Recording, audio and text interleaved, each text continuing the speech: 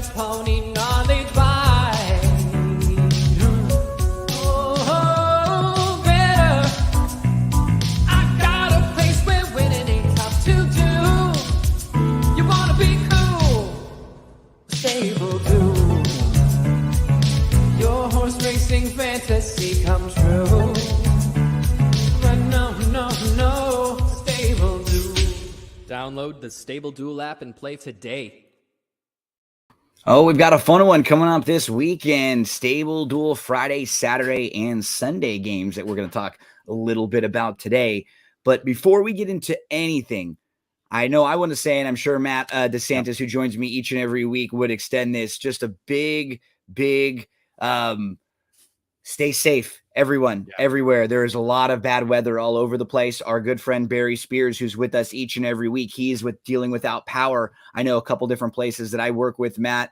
A lot of the crew is dealing with being without power in scary situations, and I'm kind of filling in some places, helping out. And anyone out there, stay safe. If you're watching, if you're able to, hopefully we can entertain you for a little while. But this isn't something that, honestly, I deal with a whole lot in Southern California. So this is very scary, to see all around it, because it's just not something that I'm really used to.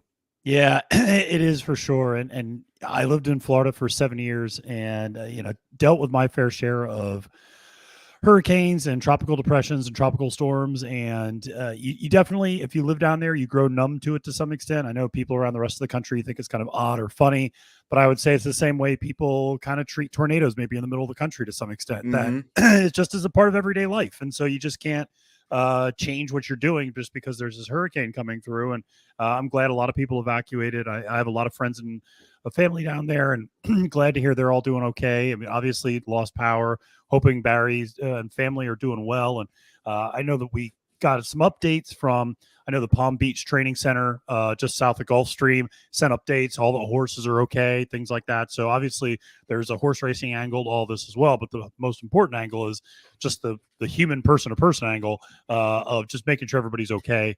And, just absolute devastation down there. So, if you can obviously help out, there's a bunch of, whether it's the Red Cross or other organizations out there to help. But definitely sending our thoughts and prayers to all those affected by the storms. And it's interesting. My dad lives in Greenville, South Carolina, which is very far inland, but just sent me a picture this morning of about 100-year-old tree that got rooted up and blown over in his backyard. So, even far inland, you got to still deal with wet, winds and potential tornadoes on the fringes of the storm. So just everybody stay safe, and let's have some fun this today, but obviously recognizing that a lot of people are without power and struggling right now, and sending all of them the best. Yeah. And I hear sometimes when people say things like, oh, the thoughts and prayers stuff. I will say that if you have the means to ever help someone more than a thought and a prayer with, sending some money or doing something, that's great. But if you're in a situation where you can only send your thoughts and prayers, I can definitely tell you, as being someone who's been sick, who's been in the hospital, those are nice. Those help. Those absolutely matter. So just, sending nice messages, letting someone know that if you can lend a helping hand if you're there. The support is a major, major positive for everyone out there. So we're here for you, anyone out there. If we can do anything to help your weekend, make things a little bit easier for you, please let us know, and we'll do what we do, or what we try to do best, pick some winners for you. Send you into the winner circle a few times this weekend. Matt, what's really cool, one of the things that I've loved about working with Stable Duel, and when I started talking with Bree before the games were even in the app that you could play, when I saw like the ads starting to come, and I thought, gosh, this feels like something that I would love, and people that follow me and play the races would really like. But one of the things that I really enjoyed is that they have been so willing to just, hey, let's try this. Let's see if this works. I mean, going back a few years, they would have contests where they would be tied into the Royal Rumble, or tied in, they would be tied into like a big NASCAR race. You know? They've done all sorts of different contest formats, single entry, multiple entry stuff. They've done a double up, triple ups. They're just willing to take chances on things, try different things, create new partnerships. And this week we're going to have some steeplechase for the first time ever. And for many people out there who are watching this show, if you're a thoroughbred handicapper, maybe a standard bred handicapper, maybe you've never played in steeplechase races, what's great is it's a free contest. So you can play, you're not going to have to lose any money, or if you're a little bit unsure of that you're handicapping going in, don't worry.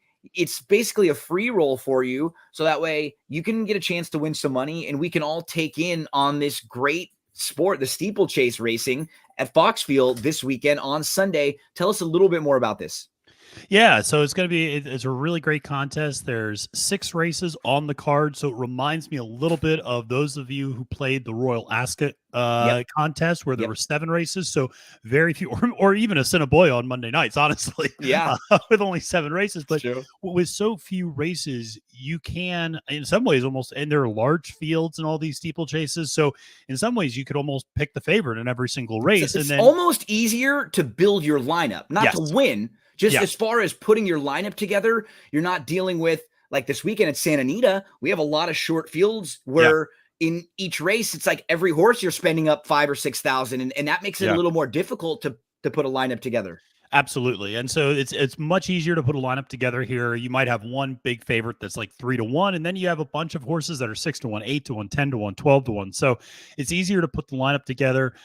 6 races on the card, from maiden claimers to maiden special weights to optional claimers to kind of a handicap, which is kind of their stakes, their biggest race, which is the last one on the card.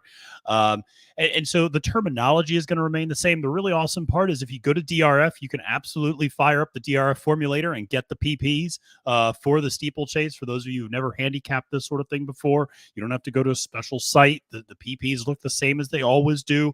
Now, hurdle races don't have speed figures, but outside of that, you're reading the racing lines just as you would anything else. So the transition is pretty easy. And a lot of these horses, I will say, in fact, most of these horses were traditional thoroughbreds and were traditional, race horses. And so you'll see some familiar names in there. Absolutely. You'll see some familiar names, is particularly if you handicap it all in the Mid-Atlantic. And so, you'll see those familiar names, and you can go back and look at those older racing lines just for some familiarity to see, okay, this is a horse that, never broke its maiden on the flats, and now it's going to hurdles, or here's a horse that won 5 or 6 times, flats, and now is making a transition. And, using that DRF formulator, I think, is great. I always love going back and looking at the pedigree to suggest, because these hurdle races are 2 miles plus in most instances. These are, 2, 2.25, 2 1/8. And so going back and looking at those pedigrees to go, is this a pedigree that likes getting distance? Is this a pedigree that does well marathoning? Just little things like that, and makes it a lot easier, but should be a great contest. Now, it is going to be wet. The nice part is rain or dry, they're going to be running. So it is going to be, up here in Central Virginia, we're going to get a little bit of rain. This is outside of Charlottesville where the Foxfield races will take place. So my advice would be look for horses that have done well in yielding and soft turf before, because it will be yielding or soft turf for sure on Sunday when these races are. But yeah, this is a lot of fun, just something different. And like you said, it's a free contest, so it doesn't cost you anything to jump in and have a little bit of fun. So we're looking right now at the Stable Duel schedule for the weekend. So today, for Friday, if you're looking to play some of these games, you have Gulfstream Park, Hawthorne, Santa Anita. There's also a free game at Delaware. So multiple free games this weekend. If you're someone who, is a bargain shopper, is you're someone who, is a coupon clipper. I do the same thing sometimes. End of the month, you want to make some savings here. You could follow along and play in multiple free games every week and not even have to spend all that much money. Honestly, like you could play along of these free games. You catch a cash every now and then, all of a sudden it builds your bankroll.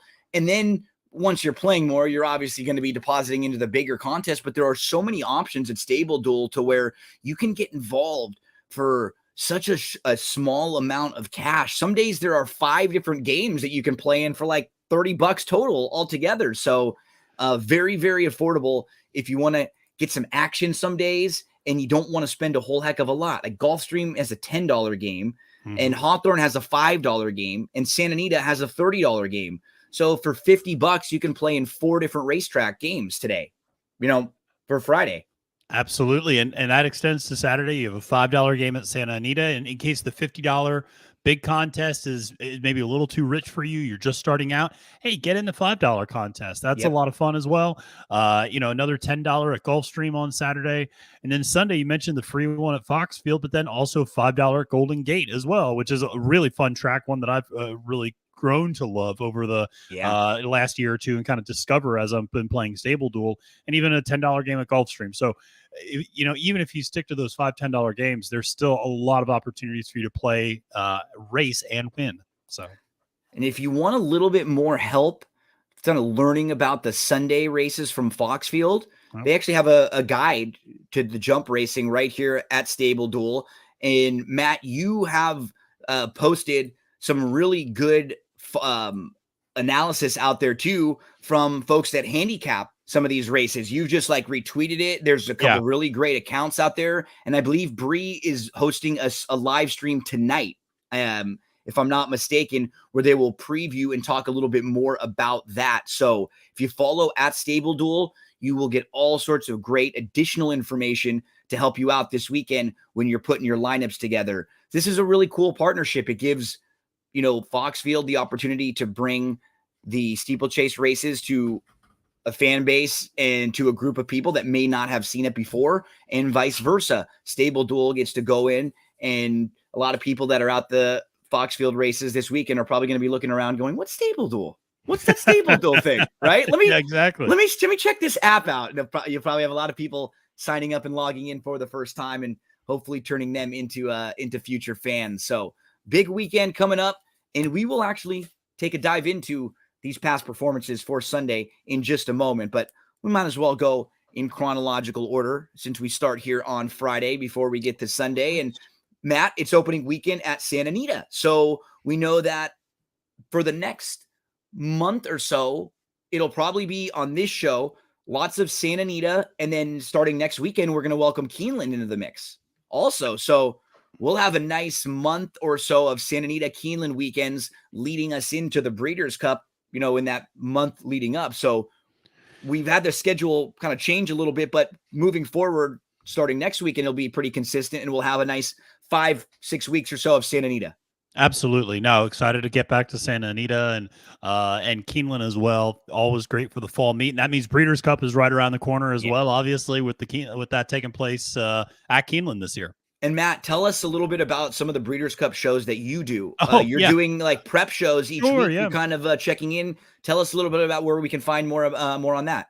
Yeah, so if you just follow me on Twitter at the handle @FailToMenace, you can also subscribe to the Trust the Profits YouTube page, and that's where I've been doing weekly Breeders' Cup recaps, basically. So the Breeders' Cup, as most of you probably know, have win and you're in races, these automatic qualifiers. What I do every single week is I recap who won the previous week's win and you're in races, and I preview this coming week's win and you're in races, one of which is the Awesome Again for the Longines Classic. And so that's, the horse that wins that gets an automatic qualification to the Breeders' Cup Classic. So, looking at those, I think the Speakeasy Stakes is another one that's out west that's also an automatic qualifier. There are actually 11 win and you're in races this weekend. So just helping people sort through that, especially since there are a bunch of European win and you're in races that people might not be as familiar with. Try to make sure that you're aware of, the latest Aiden O'Brien and Charlie Appleby monsters that are out there, the 2-year-olds that they have. You hear the name before they come over, and it's just one of those things where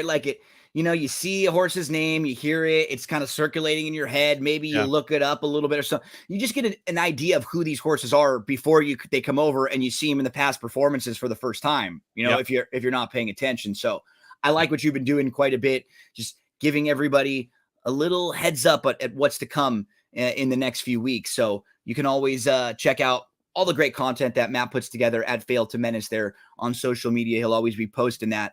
As you can hear, many of us a little still under the weather as of late. We're all still feeling it a little bit. So let's see if we can maybe power through this a little today, but we'll still give you all of our great analysis. And it's the no chalk zone as we enter Santa Anita for Friday for opening day. As you just mentioned, there are a couple different contests you can play this weekend at Santa Anita. For today, for Friday, there's a $30 game with $1,500 in cash prizes. And there's also a Delaware free game. I've got a couple at Santa Anita. I'm looking at races 1, 4, and 9 for Friday. How about for you, Matt?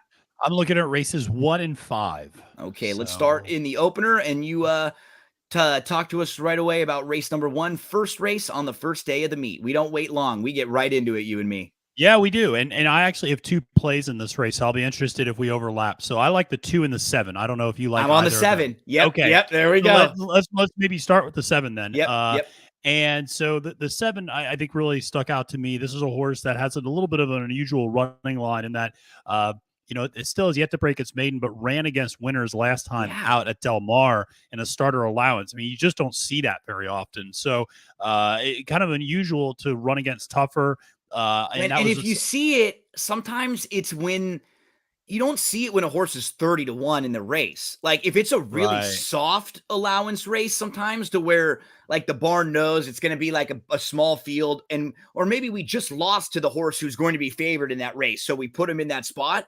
But it did seem a little weird. This horse was in that race at 30-1 there, in really like a no chance spot. Yeah, and you're absolutely right about that. I mean, and it's only second time trying the turf. This is also a horse that you can see, watching on the DRF formulator and the PPs. This is a horse that has a lot of lines through its running line, and has never run in kind of consecutive races, Absolutely. that with short layoffs. So this is second back from a layoff for the first time ever. Getting back on turf, that maiden 50,000 back in June was not a bad effort at Santa Anita. Not at all. Because that was a large field. I mean, we talk about short fields at Santa Anita. That was an 11 horse field. That horse finished third. That was not a bad effort. So you get Hector Barrios on the turf. I just at 5-1 for $6,000 in stable duel. I really like this 7 quite a bit in the spot. And Gino, you're showing the replay. Yep, he's actually the 7 in the same race that we're watching here. Right, He's yeah, also the 7. The key is unity, and this is the June 5th race that we're talking about. So this was at the very same level against maiden $50,000 claimers. Settles inside, and he's close up. He's right down there on the rail. He's not far out of it, but we point out this trip all the time. Yeah. You're down there on the rail and you're just rolling the dice. Right now, he's only about 2 lengths behind a clumped up group, but they're all clumping up, and the horse on the inside is almost always going to get the worst of that. Yep. Because they're going to get pushed in. And even right now, you just see he's lost a little positioning. Backing up. Instead of being like a length and a half behind, now he's 3 lengths behind. And then he has to try to move to the outside and move in between horses. It really wasn't a bad effort. You're dealing with some traffic, then you angle to the outside, and it's a solid third. Then he stepped up and he faced winners last time out, like you said, and now you're back in with maidens at the maiden $50,000 claiming group. We both land on the key is unity, but you hit a great point. On a 9-race card, you're going to at least have to double up in one place. You think it might be okay to double up in race 1. Talk to us about the 2 Percolate. Yeah, Percolate. I mean, this is a horse that I feel like has been around a lot longer than he actually has. It's a horse that I feel like I've used in my stable a lot over the years. And so, but this is a horse that's taken the class drop. I mean, going from the maiden special weights down to the maiden claimers, getting back on turf. This was a horse that ran on synthetic last time out at Golden Gate. That was the second back from a layoff. Not a bad effort, but I don't think synthetics necessarily the preferential surface for this particular horse. Bred incredibly for the turf. So we're getting back on, I think, a better surface. And then the other thing I sometimes look at in this, particularly when you see the class drop, I like to look at how successful are these trainers with the class drop. And Michael McCarthy is extremely successful here, winning 27% of races when dropping down from maiden special weight to maiden claimers, winning 33% of overall entries in maiden claimers. So there's some really strong stats here. And you get the top turf jockey, I think, out west, Umberto Rispoli, on the horse. And so a lot of factors there that I like. I think you're going to see the best effort from Percolate. Again, 5-1, $6,000 around your average cost per horse. And I think you could do worse than doubling up with the 2 and the 7 in this first race. Right off the bat, me and Maddie land on the same runner in race number 1. The 7, the key is unity. He'll also include Percolate, getting a little class relief here after some consistent races against tougher. So that is race number 1. First race on the card for opening day on Friday at Santa Anita. So I'm in the 4th. You said, where's next for you? I'm in 5. Okay, so race number 4. I'll jump to the fourth, and then we'll head to race 5 for Maddie. This fourth race is a 7 furlong sprint on the dirt for 20,000 non-winners of 3 claimers. And the horse I want to take a quick look at is Camaraderie. Now, Camaraderie is a little bit interesting because he's faced a little tougher through a lot of his career, and now he's kind of dropping down the ladder as he's trying to figure out where he kind of fits at this point. And his 2 dirt races are a little bit intriguing, especially his last one. It was at Del Mar on August the 12th, and it was at this level. And I just think it's a little better than it may look on paper. And I'm hoping he's the race that we're watching, he's the one. So he draws the rail from, inside draw in a sprint, that was going a mile, but he has the inside draw. And it's the same type of issue that horses have on the inside.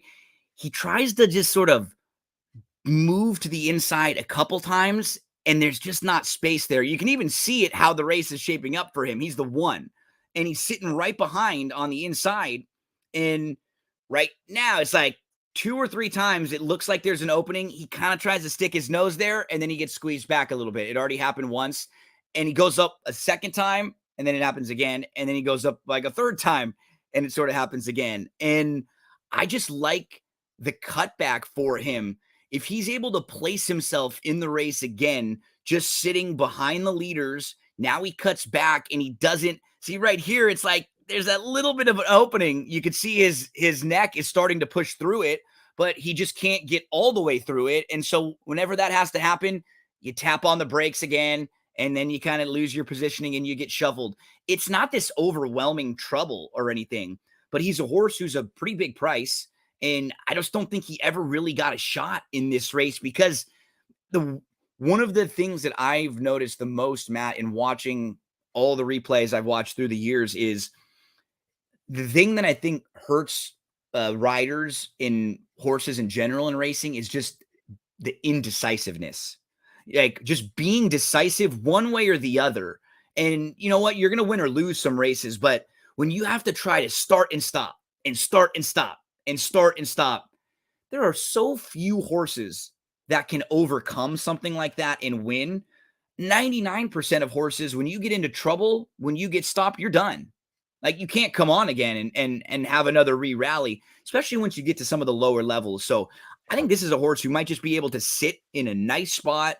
You look at, I know Cash Flow, they're going to probably send that horse from the rail. Party Town will be flashing some speed. Shady Empire will be flashing some speed. So there should be at least a couple for Camaraderie to sit right behind in a stable duel situation at $750. If he can, flop into third, that's good value for me. But he does have a little bit of back class. He's faced some tougher horses and some tough races. Like he might just be able to fall into an okay trip here.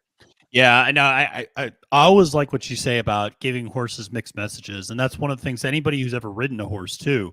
Like one of the first instructions, people will give you is like, don't tell the horse contradicting things. Like ask and then stop. Don't ask and then stop. Do not like just riding around a ring. They tell you don't do that. Don't do it because it confuses the horse. The horse is like, do you want me to go or do you want me to stop? Like, what do you want? Yeah. And after you do that the third time, the horse is like, all right, like I'm just gonna run. I'm gonna pack it in today. Yeah. Yeah. Like I'm doing what I want to do. What are we doing here? So so I always like looking at those types of races where you're right. A horse is asked to do something and then can't, asked to do something can't, because you figure that there's going to be a better ride the next time out. So definitely like that angle and definitely like this play in race 4. We move right next door to race number 5. I believe you said you've got a play in here. Yeah. Race 5, which is a state bred maiden special weights for $61,000. And Gino, you mentioned the small field sizes.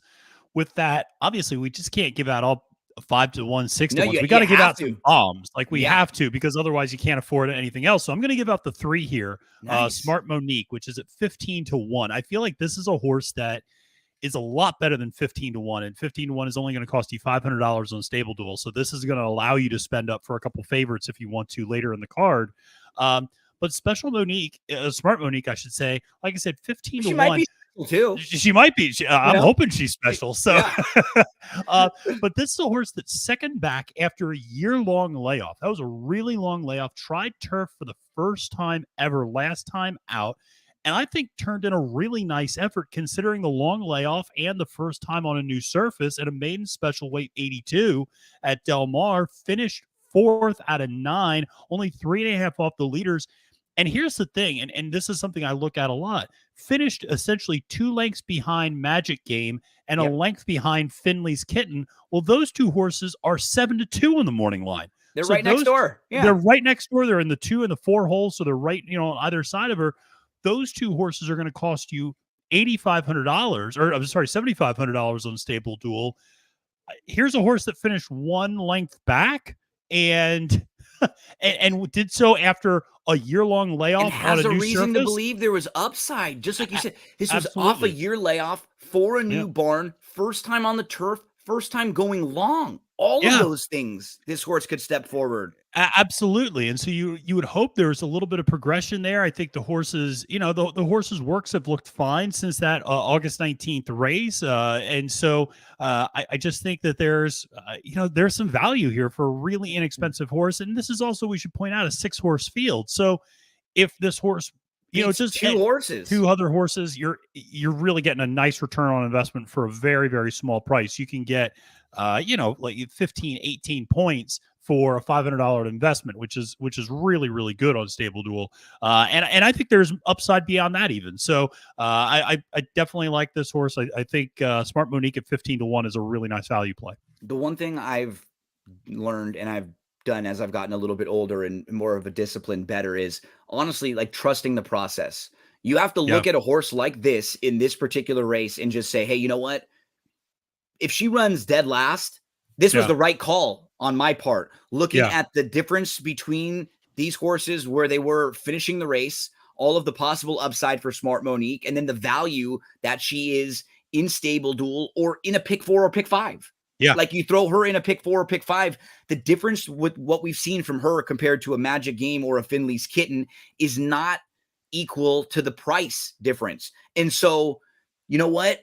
When you play horses like this, a lot of the time you're going to lose or they're not going to win the races, but the 2 times out of 10 that they do, you're going to make more money in the long run just by continuing to play them the correct way with the right process. This is a great find. This is like one of those horses in this race. If you're playing, I almost feel like you have to use this horse in this. Doesn't there always feel like on a Stable Duel card at a certain track, there might be like 2 or 3 horses throughout, whether there be like scratches or small fields, to where it just feels like in this race, this feels like one of the horses where you almost have to use to help build your lineup.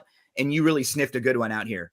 Yeah, no, I think you're right. I think a lot of people are probably going to be on this horse, but you have to be. I think, again, like at Santa Anita, 15-1, $500. You don't find those very often, and so, if there's just a little bit of progression. I mean, the other thing to say, if you're a speed figures person, 53 buyers was honestly on par with about what the 2 and the 4 have been traditionally putting out. They've been running, 55s, 56s. Okay, it's not as if that last race, Magic Game and Finley's Kitten were bad efforts from those 2. Those were right on par efforts with what they typically run. So again, Smart Monique has a little bit of upside there. Now, I think the 5 horse has the best buyers in the field at I think a 60, but again, a little bit of progression, a little bit of regression on that end. And, you could see this horse in the winner's circle. I mean, it wouldn't be a shock to me. And so, especially when you're talking about maidens and second start on the surface, that's typically an angle I like to play anyway. So getting some value there after the long layoff and starting to go long. Smart Monique for Maddie. Maddie, I've got one more in the 9th for Friday. Do you have anything else on Friday? Yep, that's it for Friday for me. Okay, cool. We'll move to the 9th, and then we'll move to Saturday, and then we'll move to Sunday and take a look at some Foxfield. So in race number 9, this was one of the few really good prices on the card throughout the day that I felt, okay, I'm comfortable and I'm confident in using this horse in Stable Duel and in playing the horse to win and throwing him in some pick 4s and pick 5s. I'm talking about New York Dreams. So I like this horse too. Yeah. Yeah. This is what I learned. So New York Dreams just makes a lot of sense to me. I like horses like this. This one comes in from overseas, had been racing in Ireland, and a lot of the races had been a little bit shorter, but comes here and in the August race, August the 13th, broke inward, but recovered well and was sitting pretty nicely, was sitting fourth, about 2 off, and then ran up on the heels of a rival, kind of had to stop and just, I mean, brutal trip. The running line actually says, fractious troubled trip. It's kind of funny when you see running lines that just say troubled trip because there's like so much trouble. They won't even tell you how much of it. It'll just like, it's safer saying trouble. This horse got no chance to run ever. Loomed up into it and then was just buried and surrounded on all sides. So comes back on the second start in North America on September the 3rd, and he draws post 12 that day. And he's 3 deep going into the turn. He tries to tuck in 5th. He moves right up to challenge at the top of the lane. If you look at the running line, he's right there. He's only about a length off, and then he just flattens out a little bit. Well, now you drop. Now you go third, start off the long layoff. And while he's drawn to the outside, we're not talking about post 12 or anything in here. This horse is 12-1 on the morning line. This was one of the few bigger prices I really was able to find throughout the day. And I think he really does fit well. Again, if you're just using speed figures and comparing the speed figures to this horse in races where he really wasn't even close, I think there's some upside for him, another level that he can get to. So I'm using him, Maddie, at New York Dreams 12-1 on the morning line. Yeah, absolutely love that. I think, again, we have to find a couple of those horses that are going to be less than $1,000 in order for us to build competitive stables. I think you gave out a really good one here in race 9, and I think Smart Monique's another good addition there. So between the two of those, if you use those 2 horses, now you're really freeing things up because now essentially you have $48,500 to spend on 8 horses. So now suddenly your average cost per horse is almost 7,000 instead of 5. You're up. And that's a big deal. You just need sometimes 2 races like that, maybe 3, where you can make it a little easier on yourself. And now you have a lot of flexibility moving forward. Absolutely. So we move from Friday to Saturday. And on Saturday over at Santa Anita, we have a $5 game, super affordable game for everyone. We can all get involved on Saturday. And then a $50 game for the awesome again, because Santa Anita, they don't wait, Matt. They have Saturday and Sunday, a bunch of big stakes races right off the bat. They do, and we're going to see some of the best West Coast turf horses, some of the best West Coast,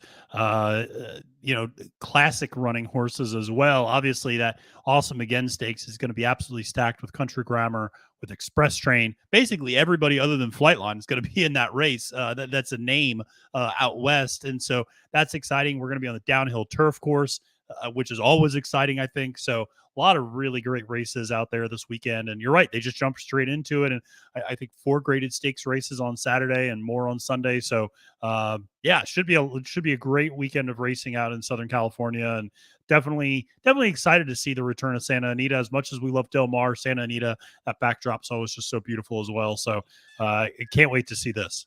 A little less beautiful backdrop is the background noise of my son Milo screaming at the top of his lungs. If anyone can hear that, the beauty of an almost 3-year-old in the house when he just doesn't want to do something, he ain't gonna do it.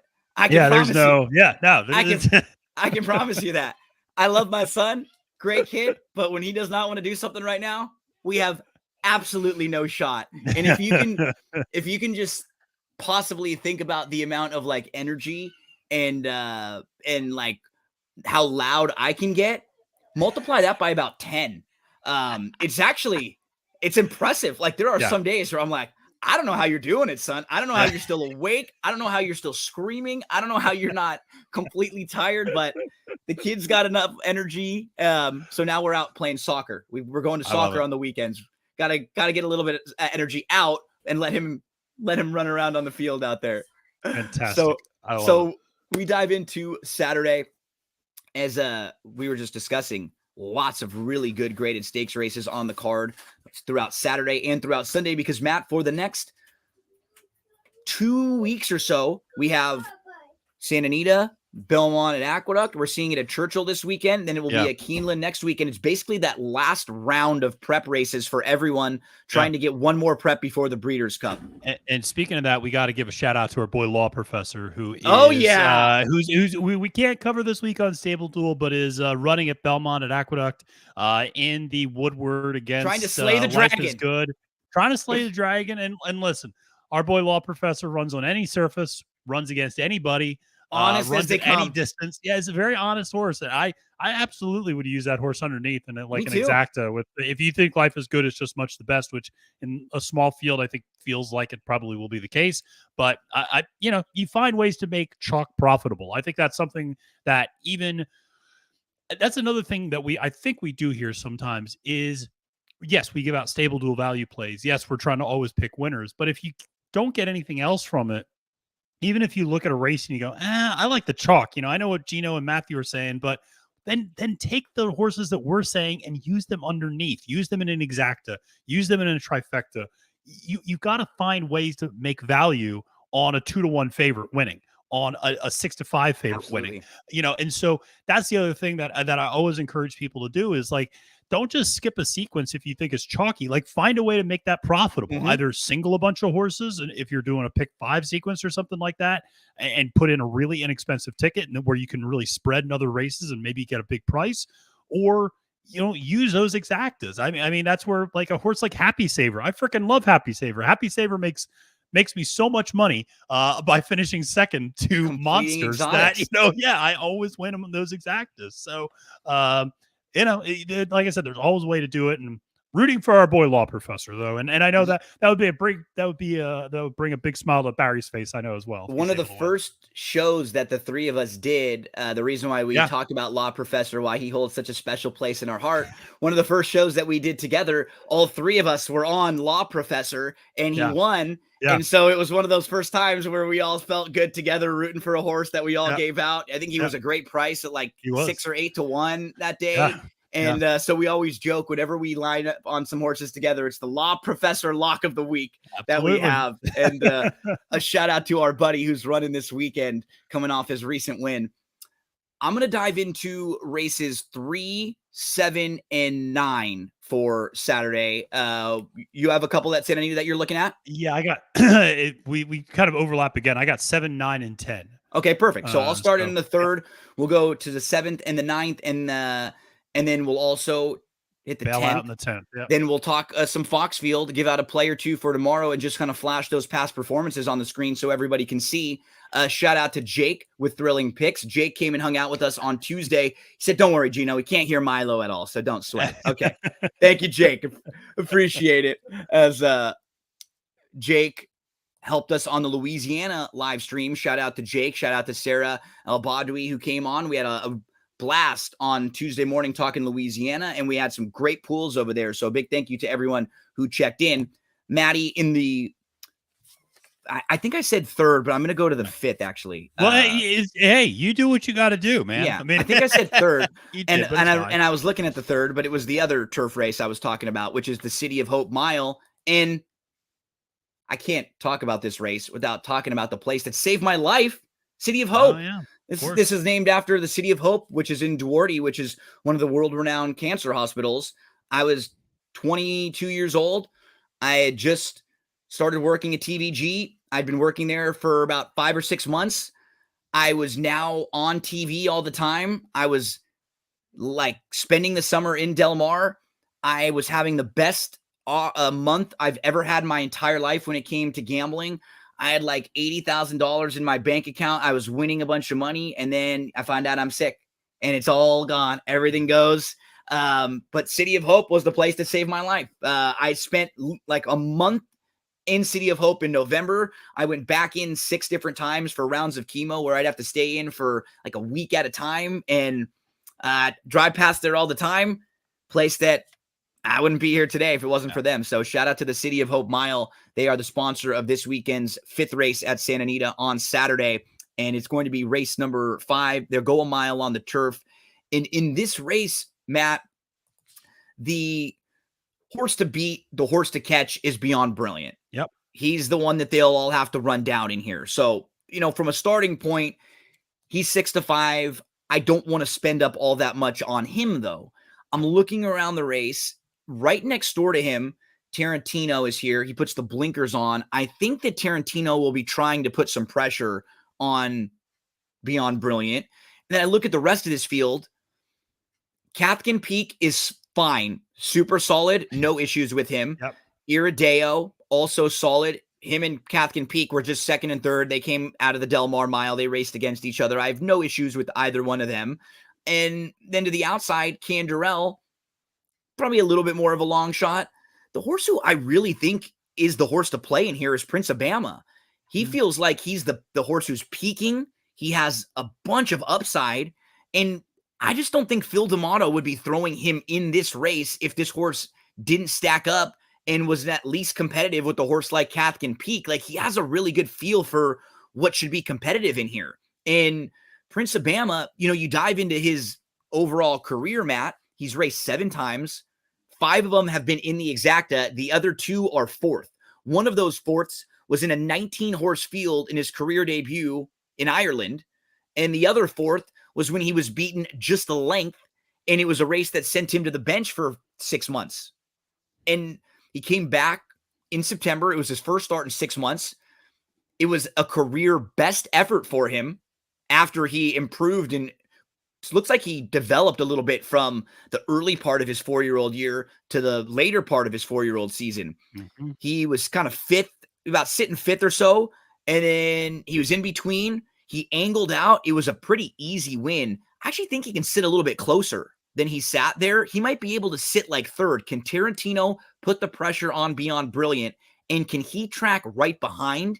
Like, if he takes one little step forward, I feel like he's kind of the now horse in this race to play that's peaking at the right time. I'm taking a swing on him. He's 6-1, so 5,000 in our stable dual lineup. That's the exact average that we need to build our stable dual lineups. Yeah, I like this play a lot. And I like what you said about, Beyond Brilliant. Look at the running lines. Absolutely the horse to catch, but 2 of the last 3 times faded late. You look at a horse like Cathkin Peak. You look at a horse like Irideo. Perfectly fine horses, but they don't win a lot necessarily. And they're 5-2 in here. You're going to have to spend up quite a bit for them. I can't justify spending $8,500 on a horse that doesn't win very much. And those are, you want sure bets at those. So absolutely. I think that Prince of Bama is a really nice play in this spot, because even if you finish underneath, it's not the worst. It's still a good return on investment from a stable dual standpoint. So really like this play a lot in the City of Hope. Prince of Bama in the City of Hope. That is race number 5. And then I think we're both moving to the 7th race. I will say I was a little disappointed when I initially saw the card for Santa Anita, only because Del Mar was so good. Like, we were coming off of such a strong Del Mar meet where every weekend card was fantastic, top to bottom. This weekend, some of the stakes races are a little shorter, and I think that's because a lot of these horses are already freshening up to the Breeders' Cup too. Yeah. Like, a lot of them aren't taking their last prep, but the races that are very strong are the grass races, especially the down the hill races. Races 7 and 9 are a blast to handicap. They're competitive. They're contentious. A lot of ways to go. So it's no surprise that we're both looking at races 7 and 9. Talk to us a little bit about the 7th race, the Eddie D. Yeah, the Eddie D is 6.5 furlongs on the downhill. And, obviously this is a nice field. It's a 9-horse field. So again, those larger field sizes always give you opportunities. I actually like 2 horses in this race as well. It's a 10-horse field. I think this is one where, yes, from a stable duel standpoint, you could do a horse or race.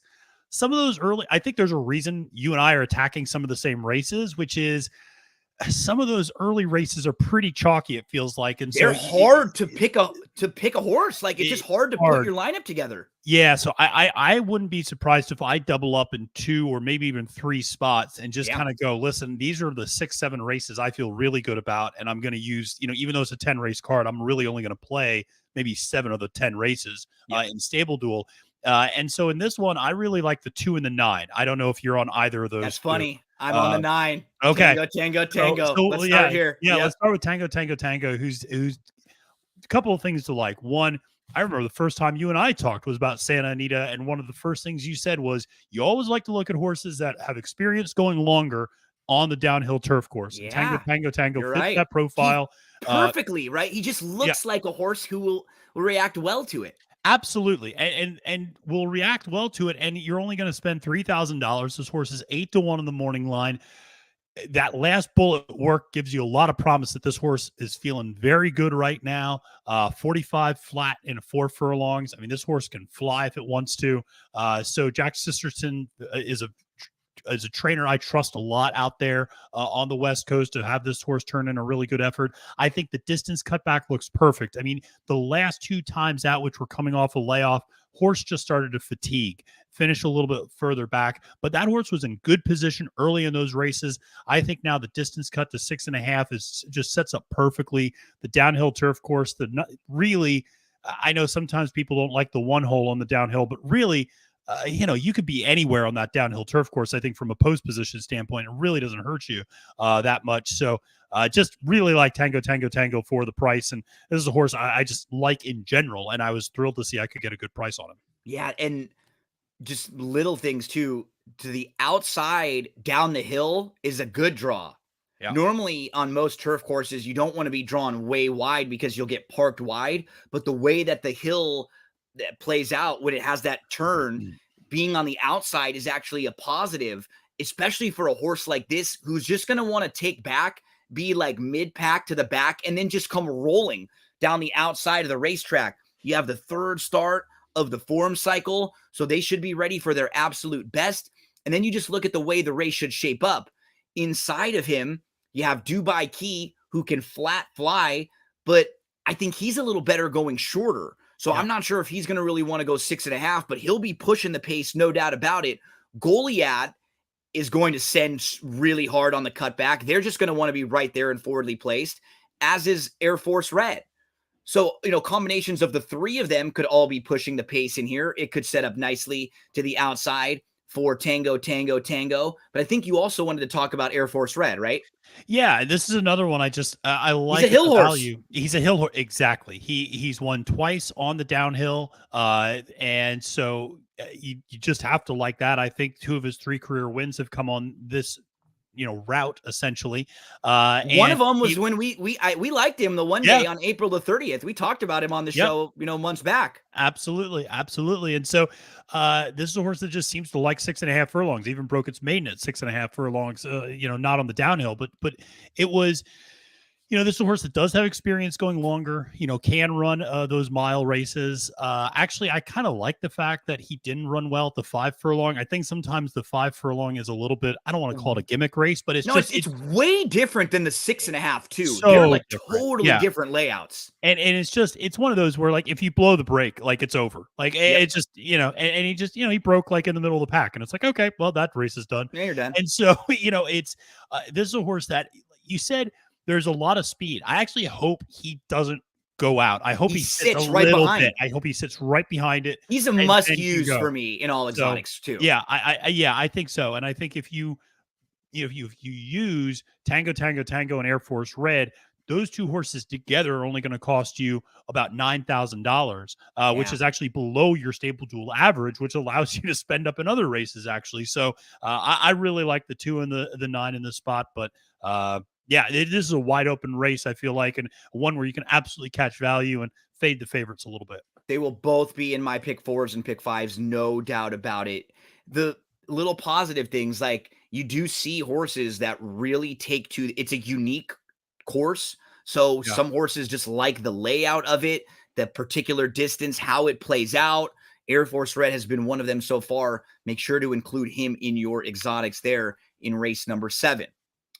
So we move to the 9th, and then you have the 10th, right? Yep. 9th and 10th. So let's talk race number 9. Before we move, was thinking about it. Are you a tango guy? I feel like you're a dancer. No, I do like to dance. I was gonna say a little da.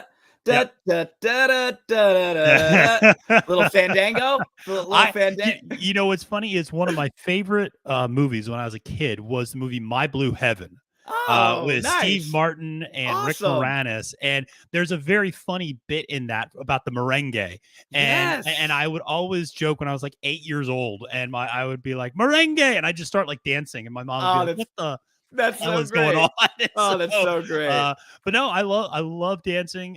You know, I used to. It's funny. I used to work at a community college years ago when I was teaching, and um, a lot of community colleges, you know this, Gino, I'm sure out in California, they have a lot of great ones, but they have a lot of continuing education programs, like non-credit courses. You could just Yeah. take, you know, woodworking and things like Mhm. that. Well, one of the things as an employee, I would just take dance classes out there for free, Awesome. and they would just teach like ballroom dancing and salsa and Yeah. all this stuff. So yeah, I used to love doing that, and yeah, so I love it. So that's the other reason I like tango. Any I like to and dance. any young guys or gals that are watching this, the one thing I will tell you, and as a guy, when I was in high school, none of the guys just wanted to go on the dance floor, right? Like No. none of them, you're like everyone's too cool to go out there and dance. You know, the few guys that do go out there and dance, they do pretty well. Like just throw yourself out there, you know? Don't be afraid of like embarrassing yourself. Go out there and have fun, let loose and cut a rug. And I'll tell you, it'll work out well for you. Have fun, Yes. have a good time. Don't be shy. Tango, tango, tango. As we tango our way on over to race number 9. And, Well, I was going to say very quickly, Gino, who do you like in the big one? oh In yeah, the yeah. Awesome Let's again? go to the awesome again while we're right here. Yeah. We might as well. Yeah.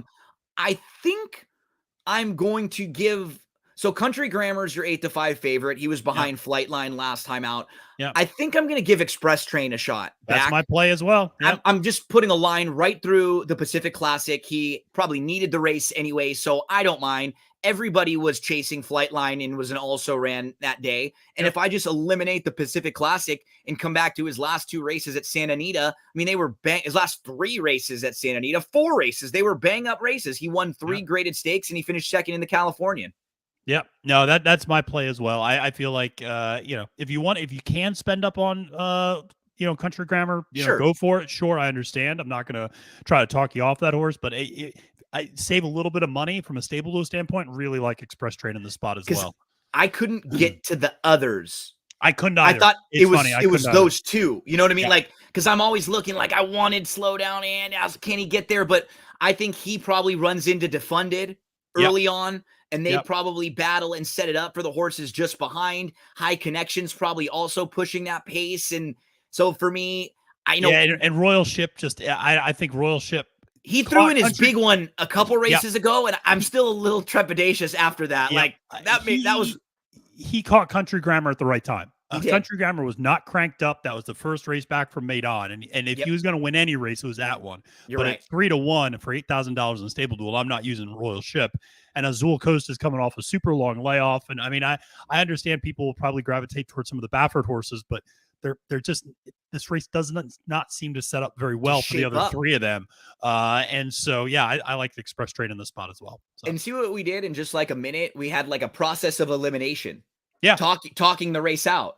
You know, I loved one of my favorite guests that comes on That's What G Said podcast, who is now doing some of the handicapping over at Hawthorne, Emily Gullickson. She is a fantastic handicapper. And this is sort of what we do when she comes on and we handicap races. We just sort of do process of elimination. Like, why can't these horses win, or why we don't like these ones? And then we get to like the 2 or 3 in the group. Yep. These are the 2 or 3 that are playable. And it's a great process. I love talking it out just like we did. Hey, no, those horses, they just don't fit based on the shape, the price. It's not going to work. The one horse who looks like the right place, the right time, the right price, Express Train, you know, and doesn't always work out that way, but you sort of feel confident when you talk it out, like you studied for the test right before, you know, like you feel like how you've done. Hey, I've done all the prep work I can. Now we just need a little bit of luck and something to go our way as, we shift to race number 9, and the 9th race is the Unzip Me. It's another fun betting race. We are down the hill in here. Talk to us about who you're looking at this one, Maddie. So this is another one where I'm looking at two different horses, and so I'm looking at the 1 and the 3, and I don't know if you're looking at either of those. Different. We're two or different not. here. So Okay, go ahead. I'm so, on the okay. 9. Yeah. So the oh, that's funny because the 9 was another one that I thought about giving out. So I again, this is a pretty deep race. I feel like you could play a few different horses. I agree.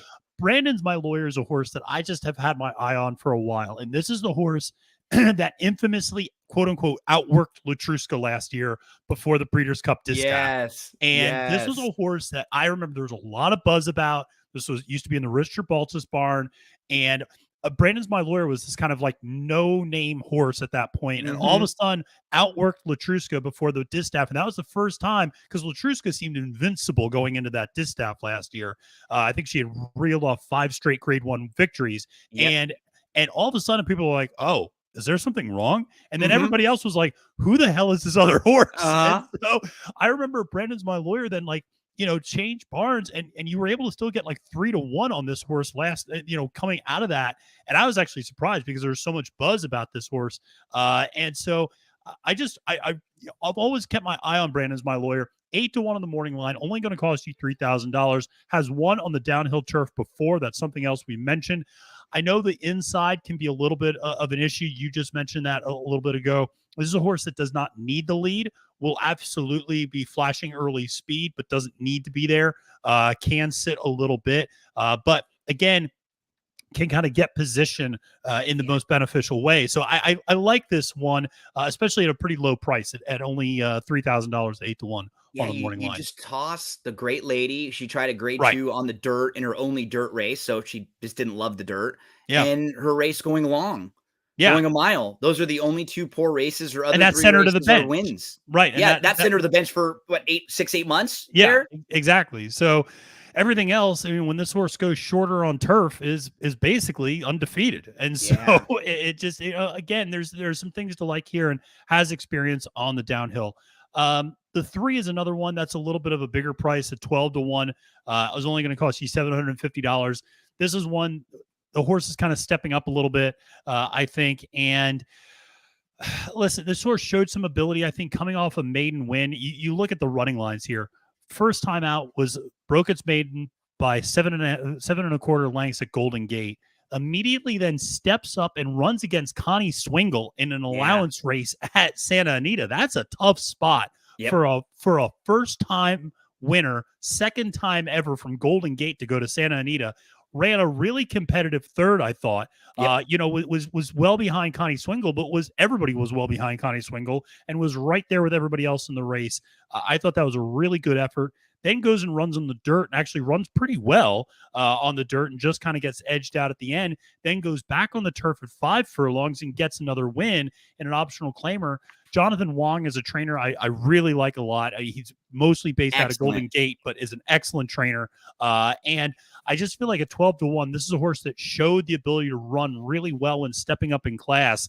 And I just think there's some value here in what I feel is a pretty wide open field for only $750. I could absolutely see this horse running underneath, considering Connie Swingle is, I think, the morning line favorite, or one of the favorites. This is a horse that at least has run up against one of the best horses in the field.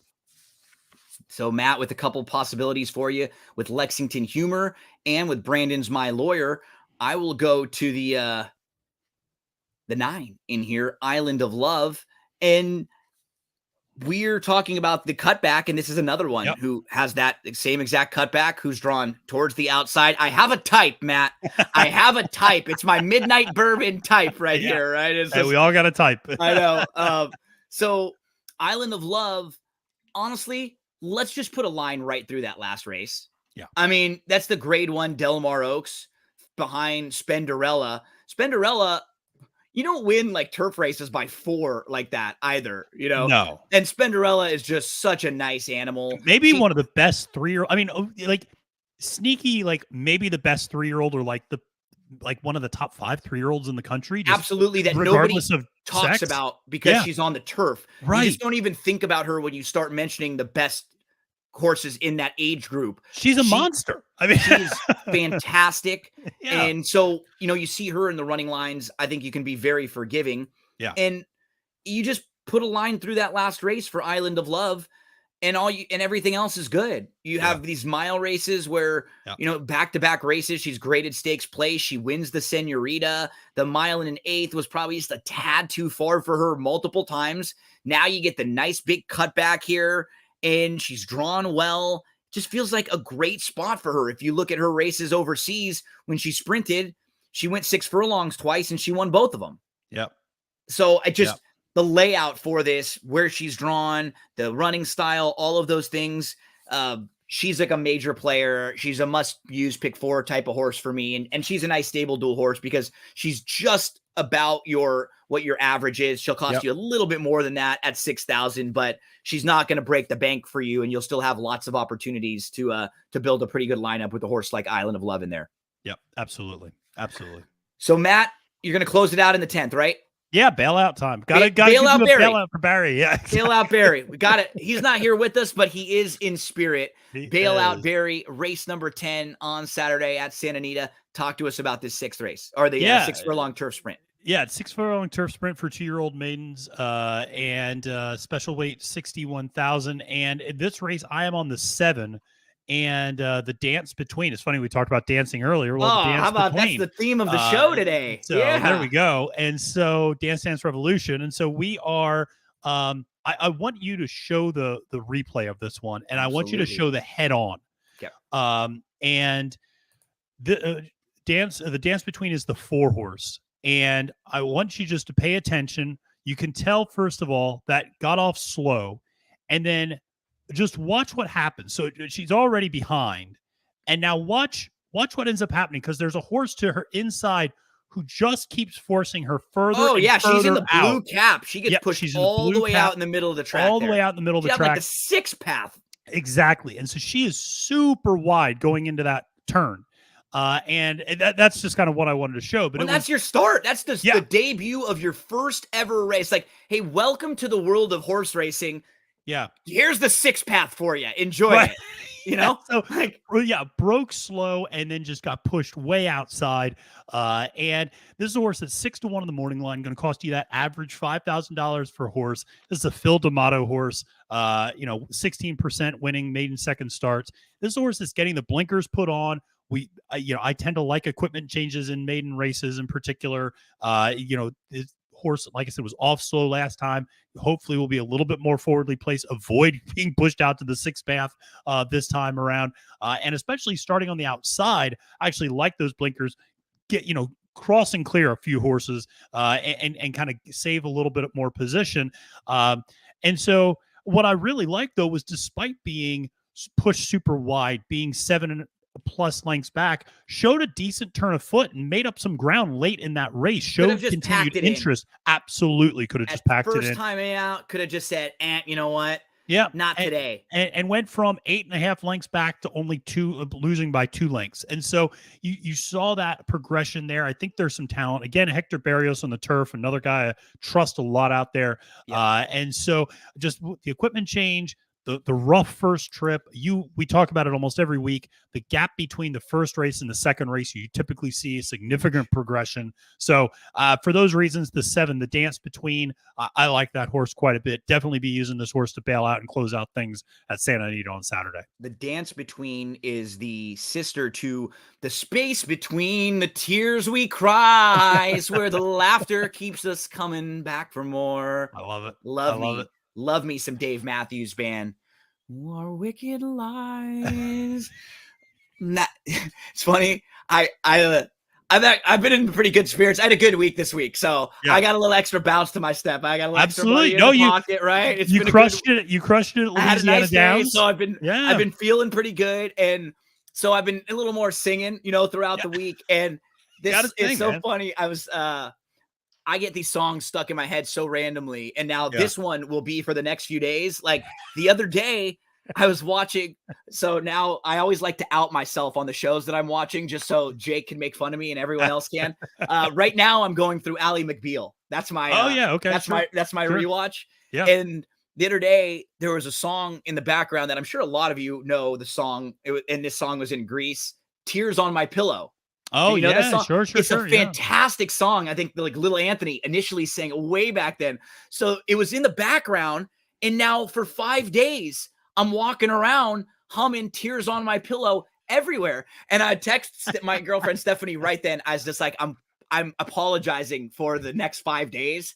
And last night she was like, well, at least you apologized 4 days ago for this entire week. Cause I'm sitting like, you don't remember me, but I remember you. And I'm one of those guys that when a song gets stuck in your head, I'm George Costanza, right? I'll be singing it until it just makes you go crazy there. Exactly. I love it. So I let's love it. finish up talking a little Foxfield, Matt. And Yeah. what you mentioned, you can actually look at the past performances right at DRF with our friends. I mean, Yep. you can dive right into the same exact past performances that we share and that we look at with you here each and every week.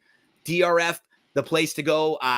We use it each and every week. Yep. I'm always using it for all of the handicapping that I do. And I always recommend heading to Formulator because, like you saw, we can pull up replays. We can pull up all that great stuff with just one click. This is a little different because some of these races are thoroughbred races. Some of them are hurdle races, but we have Foxfield and a 6-race card for Sunday, a free stable duel game. Tell us, a play in here, Matt. Talk to us about a horse that you think we should use in our lineup. So yeah, actually I really like a couple of horses in the first race. There's a horse in the very first race, which is hurdles 2.8 miles. It's a maiden 15,000. Some things are consistent. We attack maiden claimers. Yep.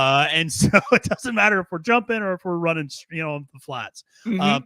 But I really like the 1 and the 10 in this race. And so the 1 is a horse that's dropping down in class a little bit, ran 2 hurdles races. First of all, it was a horse that was running on the synthetic at Presque Island and made the transition to hurdles 2 out ago, ran a couple of hurdle races at Colonial. One of the things I liked is you saw progression between the first and second hurdle race. This is a horse that went from running 6th very far back to running 4th, only 8 lengths back. During those maiden special weights, now is dropping down to a maiden claimer. I like that progression. I think there could be a little something there at 8-1 on the morning line. And then the 10 horse is one I really like in this spot, actually quite a bit. This would probably be my top long shot play for this particular race. But this is a horse that just was pulled up and walked off last time out, the 10 horse. And so the horse Hey Teacher, and this is a horse that was making his first run in nearly a year, had been running previously overseas in Great Britain, then coming over here to North America, switching from running on flats to running hurdles, debuted in a maiden special weight.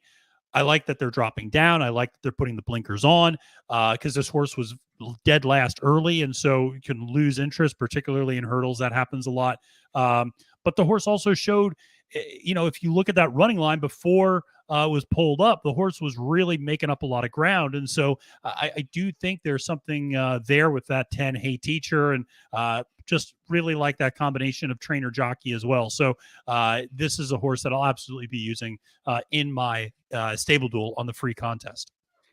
Couple in race number 1 for Maddie. And just one more time to let everybody know, these contests are free. Yep. They don't cost you anything at all. And if you weren't sure before, you're thinking, I don't know, I don't really know how to handicap those races. Well, you got covered right now with the daily racing form past performances. Now, one horse in the second race that I will probably be throwing into my lineups is the 2 Speed Alert.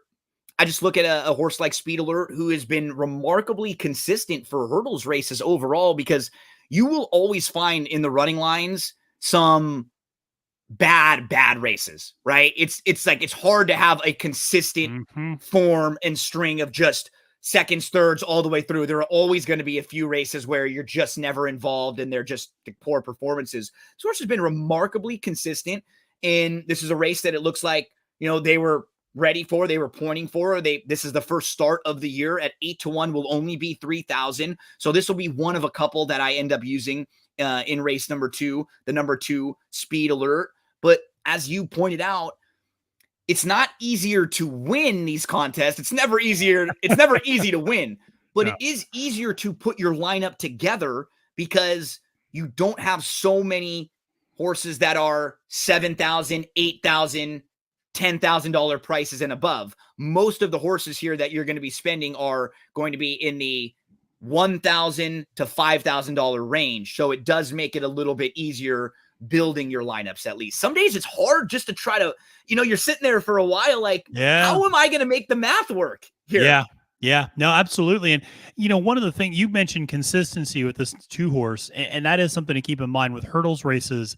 If you look, like, the margin of defeat can sometimes be massive. Like sometimes these horses can lose by like 25 lengths, and that's not uncommon. No. And so it is, I think, important to look for consistency in horses that may not win, but aren't getting blown out. And that's kind of pretty important because there are going to be some minus 30s on our stable cards in terms of horses finishing really far back, I have a feeling. But you want to try to find those horses that are kind of very competitive, can kind of stick there underneath, even if you don't catch the winner. And as I mentioned as well, it's going to be rainy in Central Virginia this weekend. So I would, in particular, really look for horses that have experience on that soft yielding surface and have run well in those conditions, because that's going to be the conditions they run under there. And again, the beauty of these past performances is even if you don't have a buyer's figure, you can still read the information just like you do in any other race, and you can see what those race conditions have been like in previous efforts. And that's one of the reasons why I kind of like some of these horses coming from overseas in these spots, because they typically have more experience running on soft surfaces, just because they run on soft turf a little bit more over there. I want to pull this up too before we get out of here, because you sent out a really good tweet yesterday. And you quote tweeted the USA steeplechase account. I want to pull that account up real quick just to show anyone who needs any additional help, because I'm checking out some of the analysis and stuff there and helping it lead me to other horses along the way. So if you do need a little bit extra help putting together your lineups for this, give a follow to @USA steeplechase. Really good follow. You'll get some analysis at the end of the past performances here, and they'll just sort of give you a little write-ups about each of the horses and a summary at the end. I was reading through some of the stuff last night, so a big shout out to USA steeplechase, a great account that will help you out if you need some help this weekend with that and you need additional resources. So and the other person I'd give a call out to is Calls the Races, is @Calls the Races, and Craig, it's Craig, and so Craig's going to be calling the race, and at Fairfax, I should say. So I know he was posting some of his homework that he's been doing, and always good to follow him. I think you went Fairfox, which is Foxfield. Yes, I think we were Swansoniting it. We were Samsoniting it. We were right. I was like, what Samson? Where'd you get that one from? A Swan Slappy? It's funny. The other night I was on. It's funny. I was on the Slappies. It's funny. The other night I was on the Assiniboia live stream for the last time, Monday Night Lights, with Bree, and we were. We always have to call a race. Like everybody's got to call. Oh yeah. And there was a horse in the first race called Dixie Mo. And I will be damned. The only horse that popped in my mind was Dicey Mo Chara. And the whole damn race, I'm calling Dicey Mo. Because it's just like, of course I'm calling this horse Dicey Mo. I know Dicey Mo Chara. And I just did not call that horse right. And I remember the whole race ended, and then Bree goes, the horse's name is Dixie Mo, not Dicey Mo. And I'm like, well, you could have interrupted me. Like, it's not as if I'm Larry Comus in the Kentucky Derby here. Like, you could have stopped me at any point. I was going to say, I was like you literally just could have said, oh, hey, Matt, it's Dixie. But Dixie Mo, you get that feeling sometimes when you hear the track announcer saying the wrong name, like that gut feeling. You're like, oh no, like you feel bad for them, because we all do it. It happens all the time. Like you said, you don't even realize when you throw in a Dicey Mo or a Dixie Mo. And I remember writing to you about Javonica, about what's the proper way to pronounce Javonica. I know, because Javonica. We were laughing. Javonica, and it's like, well, that's not. We never called her Javonica. No, never. She's Javonica to us, and she always will be. And she's one of our favorites, along with Law Professor and some of the horses that we've grown to love over the last year and a half or so. And we will be here every Friday, 10 o'clock a.m. Eastern Time, 7 a.m. Pacific Time.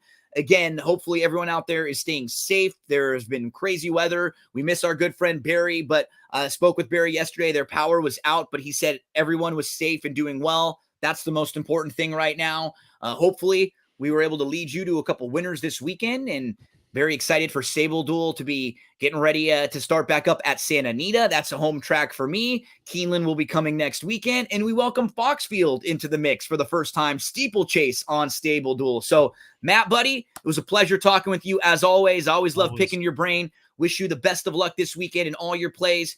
Everyone out there, stay safe, have a fun weekend, and before you go, take a listen to Joey Cleveland one more time. Better, you want to spread your pony knowledge wide.